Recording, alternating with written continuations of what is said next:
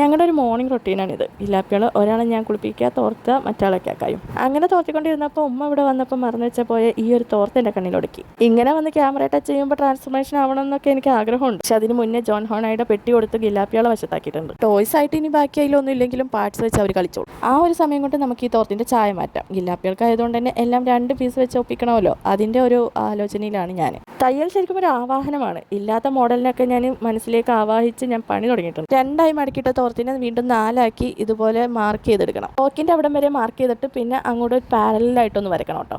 വരയും കുറിയൊക്കെ കഴിഞ്ഞ സ്ഥിതിക്ക് നമുക്ക് വെട്ടൽ തുടങ്ങാം. നെക്ക് സാധാ റൗണ്ട് നെക്കാണ് കൊടുത്തേക്കുന്നത്. പിന്നെ അതേ യോക്ക് പോർഷൻ വരെ ഷേപ്പ് ചെയ്ത് കട്ട് ചെയ്ത് പിന്നെ പാരലായിട്ട് ഞാൻ ഈ കാണിക്കും പോലെ കട്ട് ചെയ്യണം. ഇനി ആ പാരലായിട്ട് കട്ട് ചെയ്ത ആ ഒരു പോർഷൻ വേണം നമുക്ക് ഫ്രില്ലിടാൻ വേണ്ടി. ആ ഫ്രില്ല് വരാനുള്ള ഭാഗമാണ് ഇപ്പോൾ കട്ട് ചെയ്യണത്. മടക്ക് വന്ന ഭാഗത്ത് 2 ഇഞ്ച് മാത്രം വിട്ടിട്ട് ബാക്കി ഇതുപോലെ കട്ട് ചെയ്യണം. ഓപ്പൺ ചെയ്ത് കഴിഞ്ഞാൽ ഇതാ ഇതുപോലെ കിട്ടണം. ഇനി ആ തോർത്തിൽ ബാക്കി വന്നേക്കണ ഈ ഒരു പീസ് വെച്ച് നമുക്ക് സ്ലീവ് കട്ട് ചെയ്യണം. ചെറിയൊരു പഫ് വരുന്ന സ്ലീവാണ് കട്ട് ചെയ്തേക്കുന്നത്.